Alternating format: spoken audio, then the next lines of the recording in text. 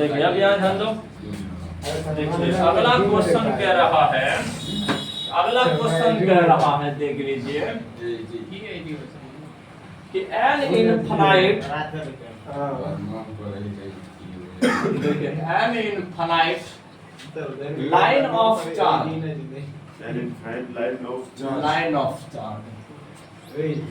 line of charge produces a field of, produces क्या करना है, a field of,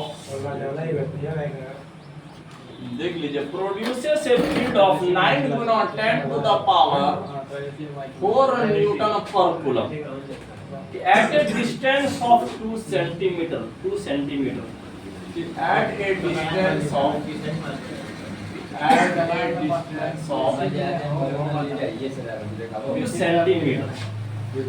Calculate the linear charge density. Calculate the linear charge density. समझना है? Calculate the linear charge density. Calculate the linear charge density. कि आपके पास यहाँ देखिए option दिया गया है 0.1 माइक्रो कूलम प्रति मीटर, और डी नंबर में है 1 माइक्रो कूलम प्रति मीटर, सी नंबर में है 10 माइक्रो कूलम प्रति मीटर, और डी नंबर में है 100 माइक्रो कूलम प्रति मीटर। देख लीजिए। तो अब हमको यह बात बताना है किसको क्या कहते हैं, कौन सा एग्जैक्ट वाला ऑप्शन होगा कि कौन सा ऑप्शन से होगा। चलो यहाँ ध्यान दो, ध्यान दो। देखिए N infinite line of charge, एक इनफाइनाइट लंबाई वाला चार्ज है। देख लीजिए, पहले याद करो ये गॉस लॉ का कौन सा एप्लीकेशन था, पहला एप्लीकेशन था कि नहीं, यह पहला एप्लीकेशन यही था, क्योंकि गॉस लॉ का दूसरा एप्लीकेशन क्या बताए थे, सीट वाला, इनफाइनाइट प्लेन सीट वाला, और तीसरा एप्लीकेशन था गोलगप्पा वाला। हाँ, मतलब कि कोई चार्ज स्फेरिकल शेप रहे, उसके अंदर भी हम लोग फील्ड निकाल रहे थे और बाहर भी निकाल रहे थे, एक साइड में अंदर में जीरो निकल रहा था, है कि नहीं। अच्छा, अब यहाँ पर ये वाला पर बेस्ड आपसे क्वेश्चन पूछ रहा है, तो आपके दिमाग में इसका फॉर्मूला याद आ जाना चाहिए अभी तक। देख लीजिए, अब यहाँ कह रहा है an infinite line of charge produces a field, कि फील्ड प्रोड्यूस कर रहा है कितना, 9 गुना 10 पे पावर 4 न्यूटन पर coulomb at a distance of 2 centimetre. कितना सेंटीमीटर पर, यहाँ पर प्रोड्यूस कर रहा है 9 गुना 10 पे पावर 4 न्यूटन प्रति कूलम। देखिए, अब हमसे पूछ रहा है calculate the linear charge density. Linear charge density क्या पढ़ाए थे कि एक इकाई लंबाई में चार्ज की मात्रा निकालना है, मतलब लैम्डा। हम देख लेते 3 टर्म का इस्तेमाल किए थे, एक को हम लोग linear charge density, surface charge density और वॉल्यूम चार्ज डेंसिटी निकाले थे कि नहीं, इन सब का हम लोग यूज कर रहे थे। अब देख लीजिए, यहाँ पर लीनियर चार्ज डेंसिटी निकालना है, लैम्डा का वैल्यू। पहले बताइए इसके लिए इलेक्ट्रिक फील्ड का फॉर्मूला क्या होता है, देखिए बता दीजिए। ऐसे नहीं होता है, lambda by 2 pi epsilon naught into r होता है। याद करो, ये वाला फॉर्मूला निकाले थे लीनियर चार्ज के लिए, सब गुण गोबर वाला है। बात यही है बच्चों के, सब गुण गोबर मिल जाए। क्योंकि अगर पूछेंगे सरफेस चार्ज डेंसिटी के इलेक्ट्रिक फील्ड का फॉर्मूला, वो भी गया होगा भैंसिया में। देख लीजिए, क्या सिग्मा बटा 2 एप्सिलॉन नॉट होता है, ऐसे होता है कि नहीं, इस प्रकार से।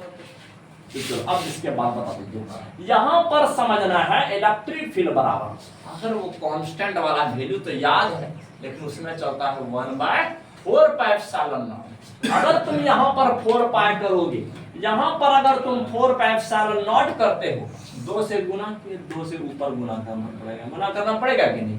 देख लीजिए, आप बता दीजिए इसमें इलेक्ट्रिक फील्ड का वैल्यू कितना दिया गया है, 9 गुना 10 पे पावर 4 दिया गया है, बराबर ये वाला कांस्टेंट का वैल्यू कितना होता है, 9 गुना 10 पे पावर 9 होता है।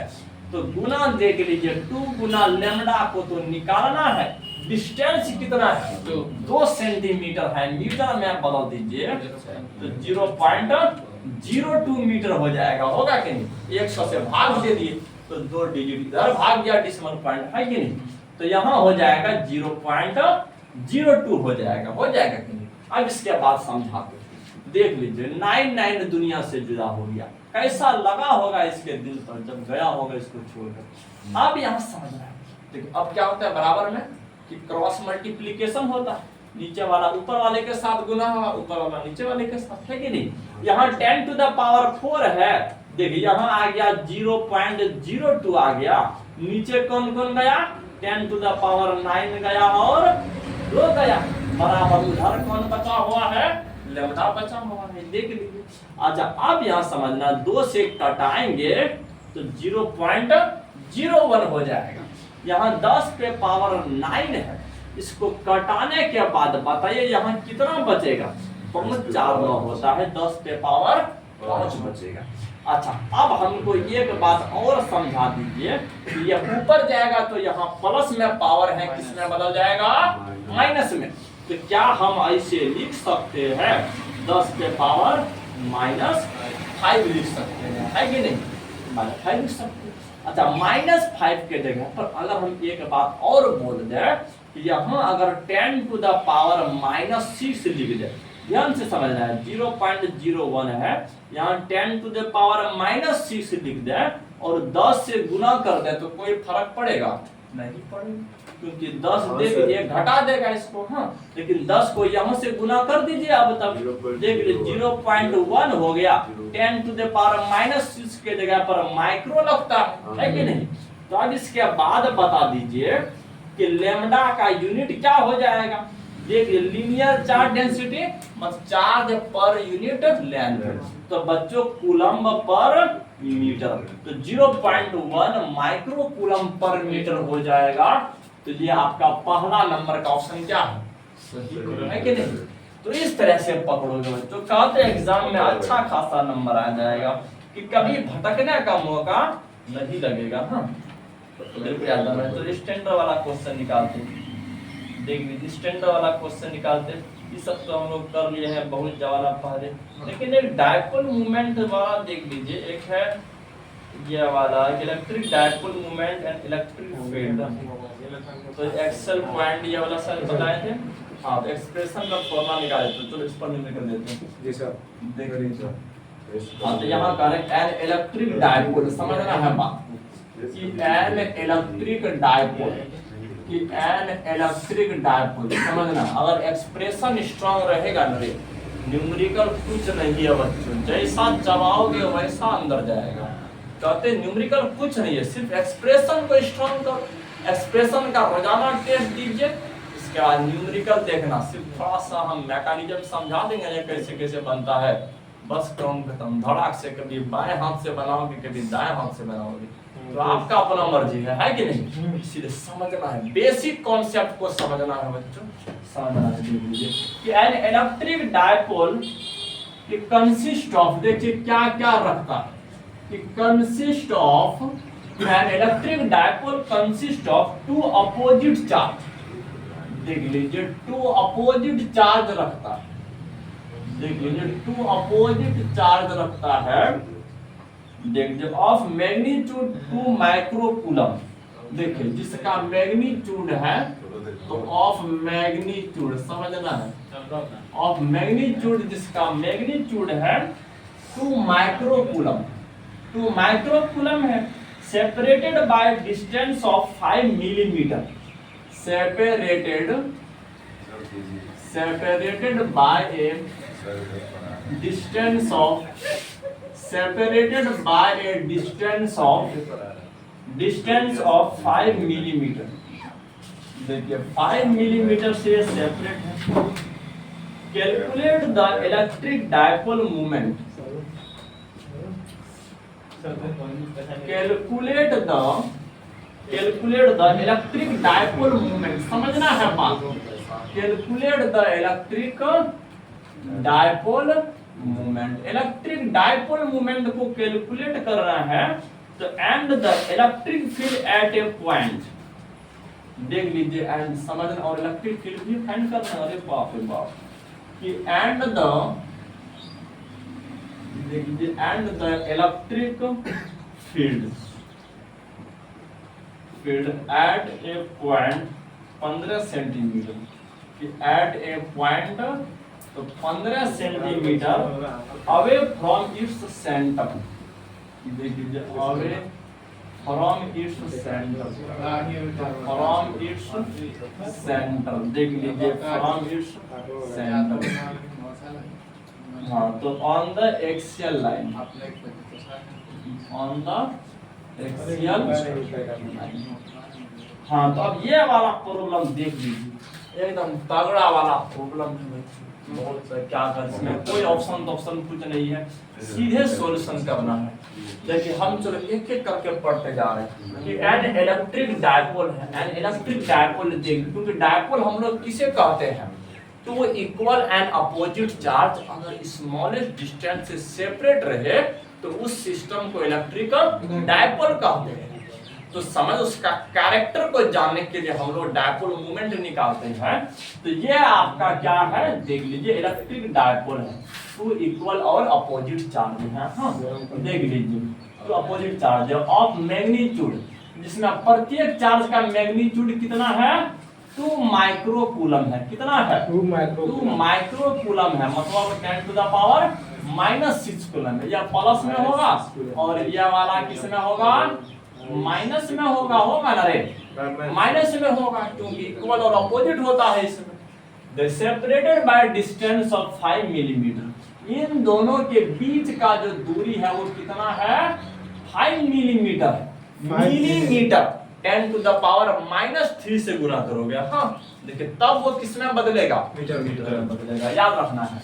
देखिए अब correct calculate the electric dipole moment, पहले निकाल लेते हैं यहाँ तक, फिर आगे हम लोग पढ़ेंगे। हाँ, तो P बराबर क्या होता है, Q गुना 2A होता है कि नहीं, Q गुना 2A होता है। 2A क्या है, इन दोनों चार्ज के बीच का दूरी है, और यह चार्ज का मैग्नीट्यूड के फॉर्म में है, मैग्नीट्यूड के फॉर्म में है, प्लस माइनस नहीं लेंगे। तो अब देख लीजिए चार्ज का वैल्यू कितना है, 2 × 10 टू द पावर -6, यही है ना दोनों तरफ में, यही है दोनों तरफ में, और गुना दोनों के बीच का दूरी कितना है, 5 मिलीमीटर है, तो 10 टू द पावर -3 कर दिए।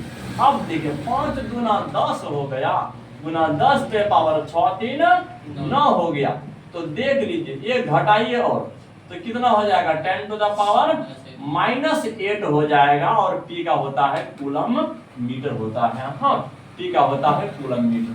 अब हमसे पूछ रहा है and the electric field at A point 15 centimetre पर कितना होगा अवे फ्रॉम इट सेंटर, इसके सेंटर से 15 सेंटीमीटर दूरी पर इलेक्ट्रिक फील्ड कितना होगा ऑन द एक्सियल लाइन, इसके एक्सिस पर बता दीजिए बच्चों कितना होगा एक्सिस वाला इलेक्ट्रिक फील्ड। शायद वो सब तो सर बहुत पुराना हो गया है ना, एक एक्सेल के लिए निकाले थे, एक इक्वेटोरियल के लिए निकाले थे, बता दीजिए बहुत तगड़ा जैसा था, पूरा एक फुल पेज का था। तो 1/4πε0 हो गया गुना 2p/r³ होता है कि नहीं? ये होता, बता दीजिए ये वाला का वैल्यू कितना होगा, 10 टू द पावर 9 हो जाएगा। यहाँ 2p है तो p पर पाया नहीं, 10 टू द पावर -8 लिखेंगे, बट r पर क्यूब है, r ये दूरी है 15 सेंटीमीटर है, उसको मीटर में अगर बदलना चाहोगे तो 10 टू द पावर क्या करना पड़ेगा, -2 से गुना करना पड़ेगा, है ना रे, इसको गुना करना पड़ेगा। अच्छा अब बता दीजिए 15 पर पहले 15 गुना 10 पे पावर -2 पर क्या कर दीजिए, क्यूब कर दीजिए। अच्छा अब बता दीजिए कितना हो जाएगा, 9 दूना 18, पहले कम कर लेते हैं ऊपर का, 9 दूना 18 और 9 और -8 है तो सिर्फ 10 ना बचा, 10 बचा, 9 -8 करोगे तो 1 बचेगा, तो 10 बचा। अब देख लीजिए बट्टा समझना है कि 15 गुना 15 होता है 225, और फिर गुना 15, तो 15 5 75 5 7, 15 गुना 30 7 37 7 हासिल 3, 15 गुना 30 3 33 हो गया, तो 3375 हो रहा है, 3375 हो रहा है, और गुना 10 पे पावर 3 दूना 6 -6 जा रहा है कि नहीं? -6 जा रहा है। अच्छा, अब हमको इसके बाद बता दीजिए, इसका कैलकुलेशन तो बड़ा हार्ड लग रहा।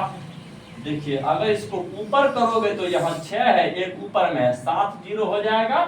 तो 18 गुना 10 पे पावर 7 जीरो बट्टा नीचे में 3300, देख लीजिए 3375 है।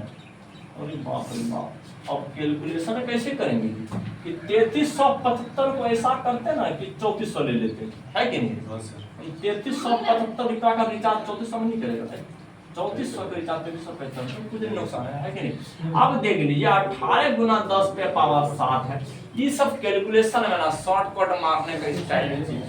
देखिए 3375 को अगर तुम 3400 ले लेते हो तो 2 जीरो फिर कट गया, तो 10 टू द पावर 5 बचा कि नहीं? yes, 18 दूना 36 बीमारी देते हैं, है कि नहीं?